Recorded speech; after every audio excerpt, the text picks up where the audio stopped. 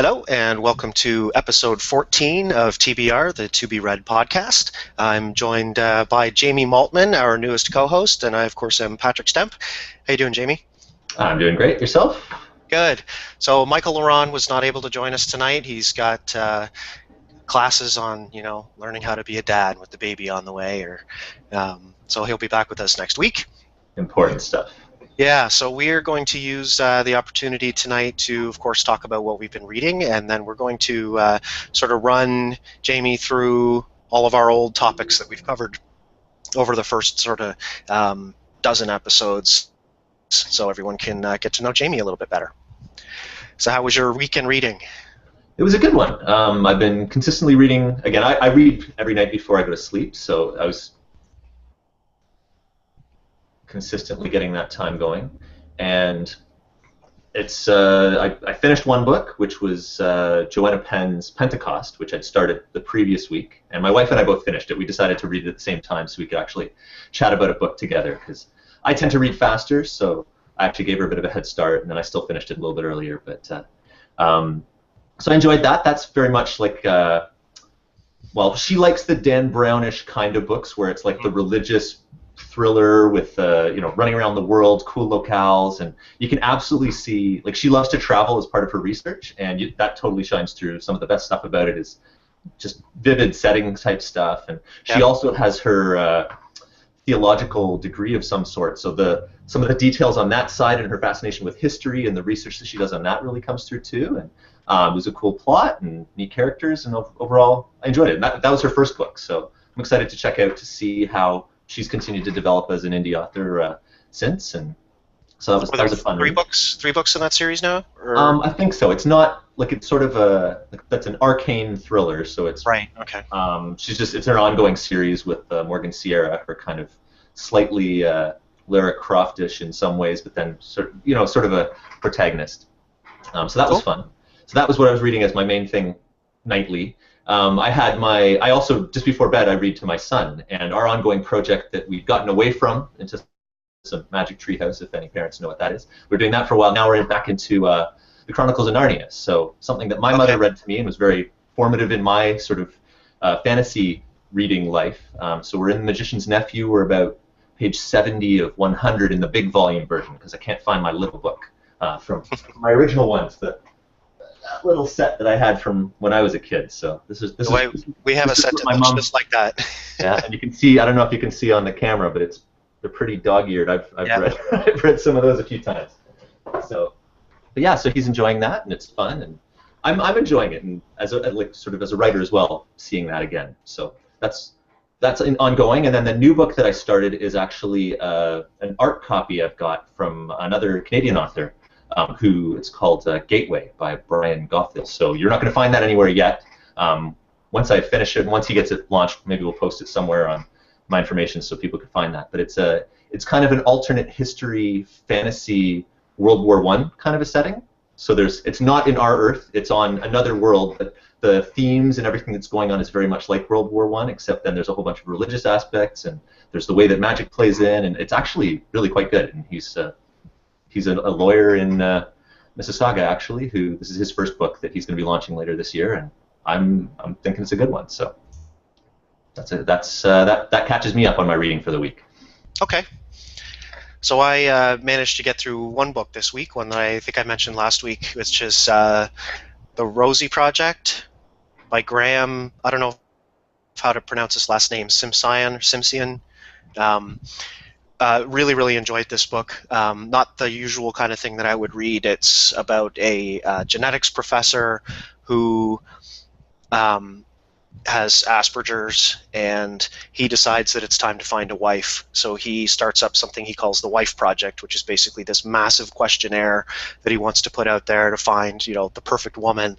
And he kind of gets sidetracked away from that project when a woman enters his life who needs help tracking down her father. So he kind of puts his little project on hold and starts up the Father Project. And so it's about the relationship between these two characters, and it's it's funny, and just kind of a light charming read that I really, really enjoyed. The main character reminded me a little bit of sort of like Sheldon Cooper, that very, he's a list maker and everything has to be just so. I know they keep saying that Sheldon Cooper on Big Bang Theory does not have Asperger's, but I don't know. On the spectrum. Yeah, it's somewhere on the spectrum for sure. And so's this professor. Really, really enjoyed this book. There's a sequel coming out at the end of the month, The Rosie Effect, I believe it's called. So I as soon as I finished reading this book, I went and pre-ordered the sequel for my Kindle. Comes out September 30th. So highly recommend that one. Normally, I'm a science fiction guy and thrillers and that kind of stuff, but every once in a while it's just kind of nice to change it up and read something a little bit different. I just kind of saw this sitting on the shelf at Walmart on a shopping trip and 40% off, and that looks interesting, and I'm glad I did. It was good. And then I've started reading this one, which is book 19 in Lee Child's Jack Reacher series, Personal.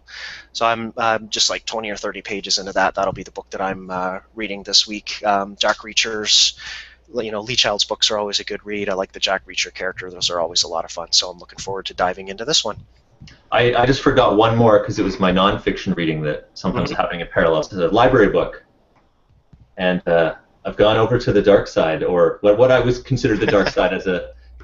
I've been a PC guy since, I've used Macs at different times in my life, but I am not at all a fan of Windows 8, and I have a couple of laptops that I use for different consulting projects. But I should say the title of the book I don't think you said it. Sorry, it was Switching to the Mac, the missing manual, and it's actually it's a pretty huge book. Like it's 700-page things. He goes through everything, but it's neat that the author that started this series, he's actually he does sort of comedic keynote addresses and has a very conversational sort of fun style. So it's not a for dummies. It's not a, because he's a power user too, really, at the end of the day. But he has this informal, fun style to it, and it actually does a good job. And I've found it really useful because he's really speaking to that PC crowd moving over to Mac. So, okay. So I got the other side of that equation this week as well. So it's been fun, and I've been really enjoying the Mac version of Scrivener. So far. Oh yeah, cool. Nice. Yeah. Good. So that's the reading. Good. So shall we start moving through some topics? Fire away. Okay. So episode 1, way back when in the early days, was of course our introduction to the podcasting world and to TBR specifically, and so we didn't really have a specific topic other than sort of introducing ourselves. So why don't you take a couple minutes and introduce yourself to our viewers or listeners? Absolutely. So I've been a fantasy reader ever since I can remember. Like I was saying, actually my mother read me Narnia when I was 3, and then I partway through started reading it myself, and got into Tolkien soon after that before I could necessarily understand everything. Read it again later, read tons more fantasy, got into some sci-fi as well, and also in high school historical fiction as well. And there's a few historical periods I love. And then I got away from writing for a bit. I actually have a double major in computer science and Asia-Pacific studies. So some of the only reading I did for pleasure during my university career was some of the great Chinese classics, like what's it called, Romance of the Three Kingdoms, or The Outlaws of the Marsh, which are both amazing. If you think like Tolstoy has a lot of characters, those are some of the biggest cast books you'll ever find. And they're really neat stories too. So I love that. I'm going to someday write some stuff. Actually, I've already started a little bit writing on that side too. Really got back into reading a ton once my son was born, and I started going back to the library, and he's 5.5 now. And because those board books and all those things are so expensive, and you read them once unless you're unlucky and you read the same book 50 times, and you want to kind of minimize that. So I was going to the library a lot with him every week, and we've been doing that ever since. And so I started finding more books for myself, really getting back into some of the stuff that I love, and reading more and more, and that's when I got into writing as well. So now I've got just released my second book recently, and I blend those two loves of history and fantasy to make sort of what I call historically inspired fantasy in my Arts Reborn series that I've got, and working on a novella that's going to be in between the second and the third book that I want to get out sometime this fall, and the third book is sort of underway as well. So excited about that series, and I've also been participating in working in an anthology that I know you've read, The Dream Engine, and Yep. Michael has as well. So there was a bunch of us that were connected to that project that are working on an anthology of short stories set in the world of the Dream Engine. So where I hinted, mine actually does go into a China sort of setting and taking some of the elements and some of the ideas from that and seeing what might have been happening on the other side of the world in connection to what was happening in Altera. So that's going to be coming out this fall as well, and that's been a really fun project to work on, and getting a chance to read other people's work and getting a chance, like doing some beta reading and editing and hearing other people's comments on your work, and so it's just been really, really a lot of fun. So loving the writing and loving supporting indie authors and reading them whenever I can, and as well as the loves that I have traditionally. So Good. So our second topic was to talk about the author you'd most like to have a drink or a meal with. And I think someone in the comments said Neil Gaiman, and people always talk about him. He would be a really cool one. Mm-hmm. I'd seriously consider that. Consider him one of the options. Some of the fantasy guys too. Like actually, I don't know. I might pick Patrick Rothfuss just because it's funny because I know people have been telling me I'm going to love his books, and I know I will. I haven't got there yet. He's got his first two out in his series. But he is so amazing on YouTube, and like every video that I see from every panel that he's on, he's just fantastic, and I think he'd just be a blast to chat with. And he seems to have a lot of very esoteric interests as well that come across in his fantasy, and like I think a lot of fantasy authors tend to be that way too. So that's something that people always say Tolkien loved maps and loved languages and loved history of the cultures of everything, and that's woven. If you read it, it's all there in great detail in the text of the books as well as in all the appendices. So anyway, that's all. I'll say Patrick Rothfuss would be fun. Okay. So episode 3, we talked about whether we prefer ebooks or paper.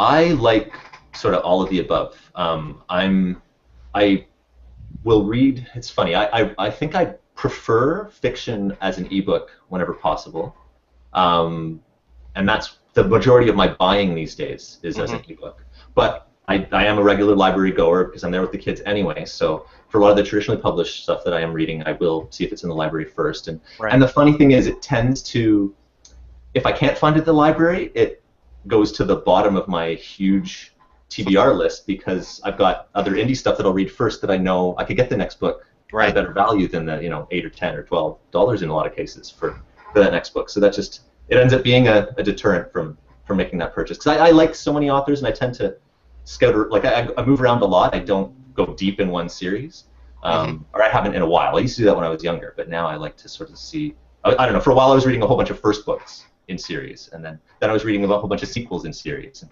so now we'll see as I bounce along through that ever-growing list. But then paper I do it's funny too. Some kinds of nonfiction I like on the phone. Because I know you do a lot of reading on your phone. My wife actually, she's a funny one. When I bought her a Kindle when we had our first baby, and she started reading on the Kindle when she was nursing because holding a book open was almost impossible. And little guys nurse a lot, so there was that side of it. And then in the dark though, the Kindle, because that was the sort of second generation Kindle, I guess, so it still wasn't backlit. She switched over to her phone, and she's never come back. So she's either reading Overdrive from the library or ebooks that she buys, and that's how I've kind of moved the same direction myself. Like I have a Kindle and a Kobo, and I love them both. But I kind of found the same thing. Like when I had an iPhone, I would read a little bit on the phone, but since then I've moved to a Galaxy S5, which is much bigger, and I find that I'm reading everything on the phone now. Now I still keep the Kobo and the Kindle because I'm going to need them someday to make sure the stuff that I'm doing is formatted properly. But I love reading on the phone. Well, she actually she's got a Nexus 5, so she's doing the same thing as well. For me, the only stuff that I really like reading on the phone is nonfiction that doesn't have a lot of diagrams. Okay. Because I read blogs. Like my blog reader, 90% of the blog reading I do is on my phone, just in the in-between time. So nonfiction that's like that, I can read in the in-between time. So something like Writer Dad or things like that. Whereas if it's got a lot of diagrams or if it's got a lot of beautiful pictures, like one of my favorite physical books that I've seen in a while is this one. That's just a wonder book. about writing in sort of fantastical stuff. And it's a gorgeous, gorgeous book with all these like full color illustrations and things like that. So I'll have the occasional really funny one that's got like beautiful artwork or something special about it that I'll go for the paper side. Or Yep. sometimes like the other one that I'll do for paper is stuff like Game of Thrones here, where I'm not going to read that book in a library renewal cycle probably, Right. so I might need it for the long term. And sometimes you can get the box set kind of volume discount too. Right. So I'm definitely a mix. Okay. I think most people probably are these days. So episode 4, finding time to read. And obviously you have a young family, and so how do you find time to always be reading? It's funny. I learned it from, I think, Tim Ferriss said it a while back when he was talking about he read a lot of nonfiction. He was constantly reading nonfiction, but if he read nonfiction towards the end of the day, it would give him too many ideas and he wouldn't be able to sleep. Mm-hmm. And I tend to not get to sleep that easily. I'm better at staying asleep than I am at getting to sleep. So, so one thing I found really helps is reading other people's fiction before I go to bed. And so basically I read for at least 15 minutes if I'm totally exhausted to an hour or more before I go to sleep every night. And that's my main reading time for fiction. Nonfiction I tend to do, like I said, sometime during the day as opposed to before bed. Okay. So that's my biggest thing. It's just making that time and making that my bedtime wind down schedule. And Yep. because I'm reading to my son as well a few different times through the day. Actually, both sons now. It's the little guy's really getting into books the past few weeks, which is great. 2 of them. My job is done so well so far. And so we've got. So then I read to him, and then do a couple more things, and then usually read to myself now, rather than spending time on the computer and keeping myself awake. So. Okay, good. So so we're up to episode 5 now. What's the first book you ever loved? I would say it was probably the Chronicles of Narnia, like just as a whole. That was what. It's just I have a vivid memory of sitting on my mother's lap as like a 3-year-old, loving that, and yeah, and then on to Tolkien as well when I was young, and it's still like I remember getting goosebumps watching the movies when they came out, just because it was so imprinted in my mind. And How far did they get with those? with the They made what, 2 or 3 movies? well, there was the 3 Lord of the Rings movies, and then the 2 Hobbit movies. Narnia. Narnia. Yeah. 3, and I don't think I saw the 3rd one yet, but I'm waiting until my son watches them. The neat thing is they did a show, like they had a series that my sister watched when she was a kid, Okay. of about 5 or 6 of them, and Tom Baker was Puddleglum the Marsh Wiggle in The Silver Chair. Okay. So there was a British-run one that had a really cute little theme song, and they did a not too bad job with that. And then I don't know, the Hollywood one is a little bit blurred and like a little bit sort of fast-forwarded in some areas because they didn't have 3+ hours like a Peter Jackson did to do Lord of the Rings a reasonable amount of justice. Pretty sure I've only seen the first one, the Narnia. Yeah, Lion, the Witch, and the Wardrobe. They did a Prince Caspian and Voyage of the Dawn Treader as well. Okay. So we're up to episode 6. Do you prefer, and some of these I think you've kind of already talked about a little bit. So episode 6, do you prefer series or standalone? I tend to be a big series reader in general, because when I get the characters, I like to stay with the characters. Yep. And explore that world. And so there's a lot of like in high school, I read a ton of long fantasy series and that sort of thing. Never got into Wheel of Time, so I didn't get to that long of a series, but. So in general, was that 16 books or something like that? 15 or something, I think. So it's funny. It's one that I've tried reading the beginning a couple of times, and for whatever reason, it just didn't grab me. So yeah, me too. Don't know why, but in general, I do like series. But lately, I've been reading much more of a mix too. So okay, I can tell you why you didn't get into Wheel of Time, because nothing happens in the first 100 pages. Yeah, there's that. Well, it's funny because there's another one actually by Canadian author Stephen Erickson, the Malazan Book of the Fallen series, which is quite a long one as well, and it's I think Gardens of the Moon is the first one. Okay. That first 100 pages, there's some people dying and some random stuff, but it really didn't grab me. But I'd heard so many good things about it that I kept trying, and I was like, okay, the first book was enjoyable, so I got through that. And I think it was in the series one that you were talking about, George R. R. Martin and Game of Thrones, and I think put it lightly, none of you guys were particularly fans or weren't that interested or what have you, that sort of thing. I have a different take on it. So yeah, I'm I mean, I like fantasy, but for me, I enjoy more of the sort of urban fantasy, like Neil Gaiman, Tom Holt. I don't go in for the swords and sorcery stuff. Not that I don't, not that I wouldn't read it. I'm not much more the long, plodding, worlding Tolkien, George R. I totally get why people are. I'm just not. See, I have a funny, different take on it because it was already a huge phenomenon by the time I picked it up to take a look at it. I'm like, okay, I should finally see this. And I've actually, I've watched some of those talks at some of the conventions where the fantasy authors are talking about what a huge impact Game of Thrones has had on this generation, to the point where they had a panel talking about, what is the impact of George R. R. Martin, since this is like the George R. R. Martin generation of fantasy literature. And one guy was like, isn't it amazing that, 40 minutes into the panel, they hadn't mentioned Tolkien yet? Whereas 3 years ago, it would have been all still about Tolkien, and he's still grandfather there in the background as well. Yeah. So the thing about it is, there's whatever 9 viewpoint characters or whatever, huge scope. The issue that I have is I'll probably have 3 viewpoints I'm loving, 3 that are pretty good, but I need to know what's going on, and 3 that I really rather not be reading this right now, but I need to know what's going on. And if each one of those is like 9 or 10 pages, you're talking the characters you like, you're seeing them every 90 pages. Right. And between that and them being long, it feels like it's taking a long time to make progress with it. And I don't know if it's sort of the Goodreadsification of reading, but it feels like I'm going so slow when I'm reading it. I will go back to them sometime soon, and I have heard some people say that they only read the point of views that they like and just ignore the ones that they don't care about. I'm just enough of a completist that I could not do that. Like, I couldn't do that. That would bother me a lot. Yeah. So, nah. So, episode 7, do you reread books, or do you always look for something new? I generally always look for something new. I've reread very few times without being required to for school. Other than this reread, it's funny. I think I will have some where I'm rereading them to my kids. That's sort of I'm saving the rereading or even the rewatching of movies so that I can do that with them.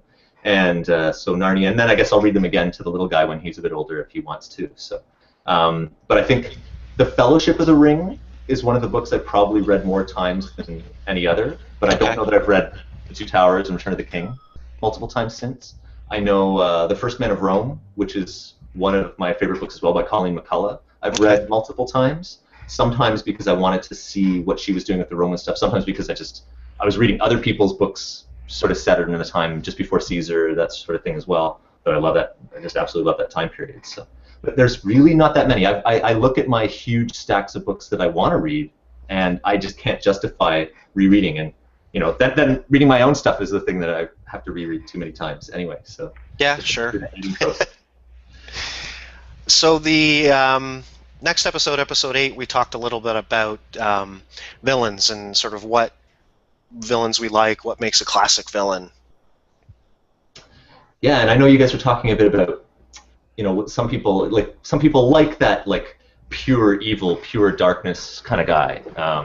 And I know you got into like the was it Randall Flagg? There you go. That was the name, right? That's right. I don't think we could remember the name when we were remember it, and I couldn't at the time either. I was like, what was that? Because it's funny. I hadn't read any Stephen King in my life, which I know is like sacrilegious to someone like you. But then I read On Writing, and from that, wow, he didn't just write horror and freak me out with It and stuff like that as a kid. And even the cover of Pet Sematary when my mother was reading it just freaked me out. So so I read The Stand. I love that, like that. So post-apocalyptic stuff I'm fine with, and quite enjoy. So he was a good, like you're saying, like pure evil sort of a guy. But I do tend to like seeing the starting to dislike the people, but then seeing what makes them tick, and at least the way that, especially in contemporary fantasy, that's almost always the way that it is, or in like contemporary epic type fantasy or heroic fantasy, is they're always talking in shades of gray, and sometimes you're not sure whether you should like the heroes anymore because they're getting so gray in a lot of areas. So I don't know. I think that's one of the things I have heard about Game of Thrones that would be a pro for me. It would be every family maybe maybe in this case is kind of the hero of their own story, right? And sometimes that's something else I think I've heard, that people aren't really sure who they should be rooting for. Well, and as a student of history, I like that approach because, again, the whole history is written by the winners, and Hmm. everyone thinks they're, most people think they're justified at the time that they're doing everything that they're doing. So I don't know. I tend to write my villains to be more nuanced that way and more sympathetic, to the point where one was a little too sympathetic in one of the first drafts of my first book.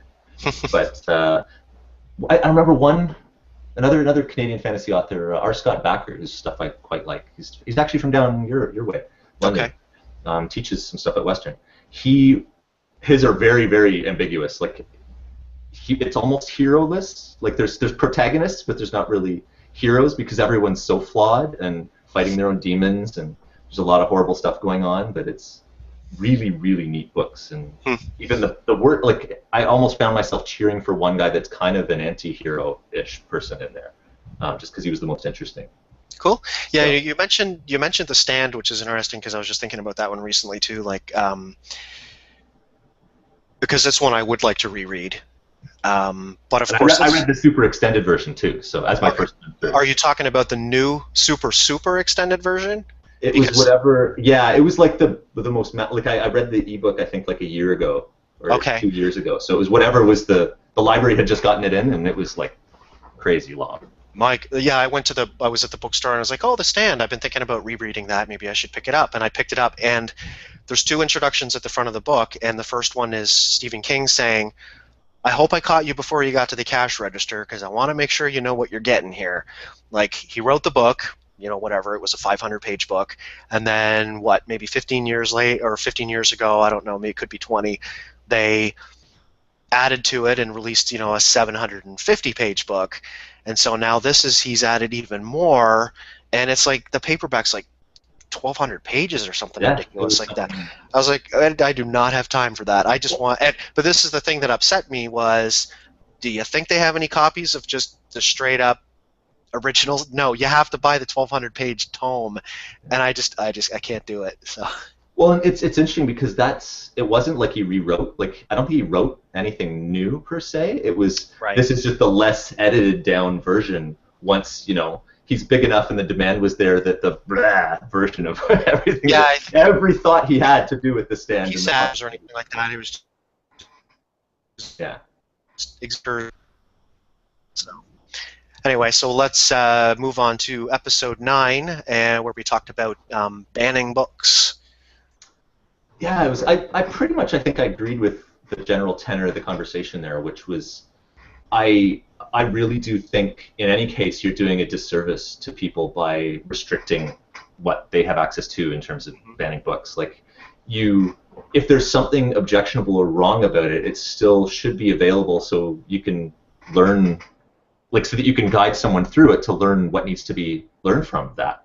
Whatever was horrible, whatever was bad, or whatever they think is objectionable to it. And I loved their example they gave of like, when you show up in university and you didn't actually know what the book was about because the parts were excised that, was significant, and you have a completely different take on the author or the situation or the person for it. So I just think, I don't know, I'd rather see more forewords and more, instructive stuff even put in the text from people that want to help you, see what's wrong with this book rather than banning it. I just think, and again, usually it backfires on the people that want to ban anyway because it just, whatever's forbidden, everyone's interested in. And Yeah, that's kind of what. so Yeah, we said that for sure. Like, please ban my book. Like, doing me a favor here. So I think that we're up to episode 10 now, and again, this is one I think you've given us a pretty good idea already, which is how do you get your kids to read? Right. Well, given that my little guy will be 3 in November and the big guy is 5.5, so it's funny. I've read a ton about learning as we've gone into being parents, and that's just learning's a passion of mine. I've always been interested in it, and I've really been looking at how childhood learning works and how we can best facilitate this and get out of the way and not mess anything up. Really, like the worst thing that I could do is make my kids not love reading. So. Because I love to read, my wife loves to read, my mom loves to read. It's the most natural thing. My sister loves to read.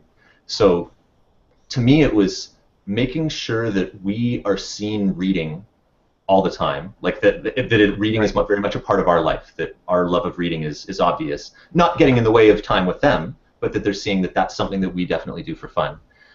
Sharing some of the things that I'm passionate about at different age levels. So whether it's Dr. Seuss stuff that I loved when I was a kid, or now getting into Narnia, or whatever it is, and being passionate about whatever they're passionate about as best that I can. So I like to use voices. Again, it comes from my mom. My mom would use different voices, different accents. I grew up watching shows like Doctor Who, so I was getting different British accents from a very young age and loving that.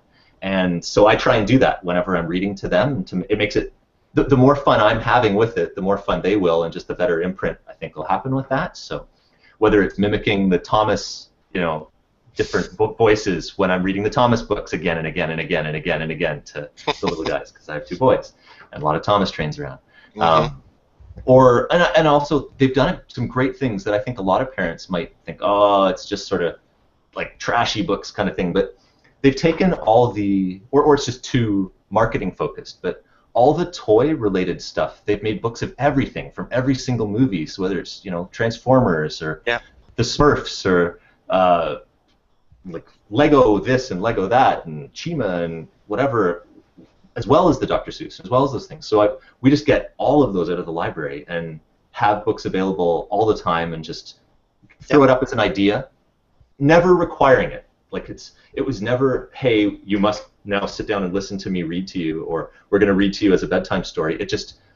We just keep suggesting it and then start bringing the books into the bedroom and having them there, and it just became a ritual and a routine, and I think that's the best thing you can do. Like, stay out of the way. It scares me when I hear people saying, okay, I'm going to make my kids read this, because if you start making reading a punishment, right. I think school does a little bit of that already in terms of some of the, I don't know, the readers. I just remember my experiences in school. I was reading Lord of the Rings when I was going into grade 1, and then they're saying, here's Mr. Muggs, read Mr. Muggs, and these 3-word sentences, and I don't know if that's what I had to start with, and my parents weren't sharing any good books with me. There's a reason why, with all the systems that they have in North America, people read so little these days, and I think it's just school handles reading in a very bad way.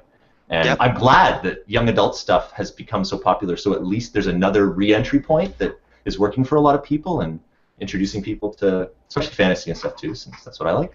But on sci-fi now too. It'll be interesting to see if the ebook, the devices come down in price if more and more kids kind of get them, for Christmas and stuff like that, because it's so easy to buy an ebook for your kid, right? Mm-hmm. They want the 2nd, 3rd, 4th, 5th book in a series. It's just a click of a mouse, and there they've got it. And I'm curious to see to what extent they'll really read on their phones as the digital native types. Yep. Because I think the dedicated ebook reader, I haven't seen a ton of that, unless it's like the really, really active, voracious, like the most voracious teen readers. Right. But phones can work, and I know that things like Wattpad are doing amazingly well with teens. Yeah. And so I'm interested to see whether that'll happen, because even still, YA type stuff is still doing very much better in paper for indie authors than it is in or for anyone. There's still a paper-driven market. Once the paper success is there, then it starts to filter down to the ebooks more. Yep. So I've still met teens that are saying they prefer their books, or you see them reading a book rather the YA books rather than. Yeah, my kids. It's fun. My kids, growing up in a digital world, they also seem to prefer the paper. So I have to ask, is that on your bookshelf behind you, the purple book? Is that Jack White? It is, yes. I know you mentioned him. That was one the cover. Yeah, that was I've never quite finished that one. I love I think you mentioned the same thing, the Eagle's Brood and all those ones in that Arthur series. I love that. I'd read it's funny, that was one that my mother got me into. She got me into Mary Stewart's Arthurian one back when I was a kid as well, like the Crystal Cave, the Hollow Crystal Hills. Cave, I loved the Crystal Cave when I was a kid. That whole trilogy, yeah. Yep. So fantastic stuff. So I had that there too, but yeah, that one's Clothar the Frank. That it was good. I was enjoying it. It was a standalone-ish one, and it's a little bit different historical period that I'm not as enamored with as the other ones, and so then I ended up going on and reading something else. Okay. I will finish it at some point. So we have 2 more topics to get through, I believe. So the second last is from episode 11, and we talked about judging a book by its cover. Right. It's funny. I have a mixed thing on this side because so many fantasy covers have those, I don't know, almost cheesy painting character Hmm. type ones that's like those typecast, and I dislike 90% of those, but I won't necessarily hold it against them because it's Hmm. like, 90% of those traditionally done like Tor fantasy books have that style of cover Yep. and the fonts, and I'm not a fan of that. But it's a good enough cover in terms of like the quality is obviously there, but it's just not particularly my style. I know with indie books, I would have to have really strong recommendations from someone not to discount like I'm generally not gonna read something unless the cover at least meets my minimum standards. And Yep. I used to do some desktop publishing stuff and learn Photoshop back in the '90s in school, and I there's so many, especially the type. Like I have a little bit more leeway on the images, but that some of the type just I hate it so much, and it I don't know, it bothers me. So I'm a little picky on that side. So First impressions, right? yeah, so I was like I was very I don't know. I made sure that I had a cover designer involved for mine. So like I like my covers. I'm Yep. good with them. I like the colors and stuff, and I can I can live with that. I can be proud of those. So Yeah, I like those. just got my first. This is actually the very first copy in existence of my second book. So I've got to go through this one and do the print proofing, which is a lot of tedious work. And But I worth do it in the the long run, right? yeah I do the go through word by word or well sentence by sentence backwards when I'm Okay. print proofing it, which takes forever. So yeah, Hmm. not looking forward to that. I've been finished. Let me see here. So the last topic before you joined the podcast was episode 12, and we talked about discovering indie authors. Right. So how have I done that the most? It's funny. I've definitely read a lot of books based on hearing an interview with the person somewhere or Okay. on a podcast, that sort of thing. That's because I do tend to listen to quite a few podcasts, and there's you just some cross pollination that way. Hmm. When I've enjoyed them enough, then whenever I see that, it's funny, the name is out there and it's kind of that traditional marketing kind of approach. When you see that book go for free or go 99 cents, then all of a sudden you go, oh, okay, you know what? I've been thinking about trying them, so I'll try them out. So like Hmm. Joanna is a perfect example of that. And Hugh Howey had actually started reading his non-fiction stuff before I started.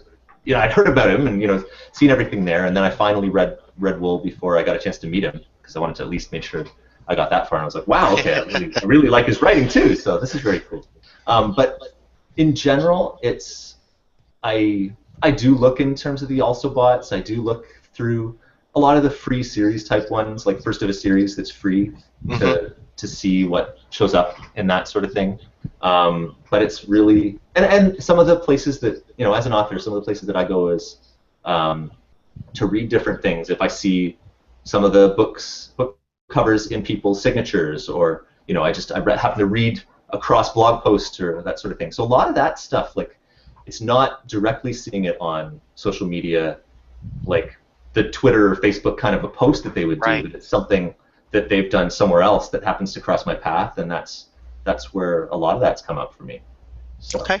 but I'm Good. trying, I try to seek them out and try to see what I like, And it's funny. Sometimes I've actually found some as I was doing research for my own sort of cover design or pricing or different things, and then you're looking through these lists and looking through these categories, and I all of a sudden find something and go, oh, that does sound kind of interesting. And oh, you know what? That's another place that sort of I think the one social stream that does sort of filter through my memory the most is Goodreads because I'm pretty active there as Okay. well. Yeah. And so if I see people that have liked something that I liked in the past, and then they mention some other book, or it flicks up there and the cover is attractive, and then I might start putting that on my list. So Okay. yeah, Good. those are the routes that I take. So with that, you're all caught up. Yay! It's like you've been I'm an here since official the host beginning. now. There you go. Well, it was already official, but Awesome. so yeah. So we've gone a little bit long, but that's okay. Um, I'm gonna. There, I don't believe anybody has been viewing live tonight, but let me just make one quick check of the comments because sometimes somebody jumps in at the last minute.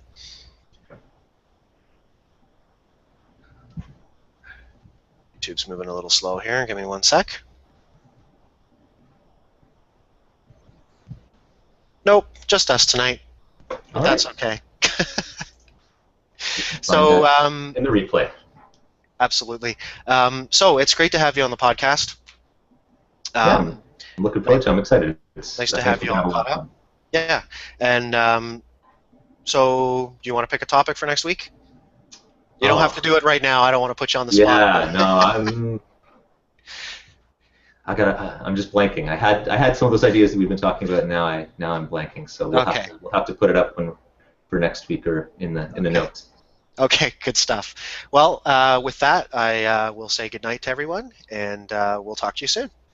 All right. Happy reading.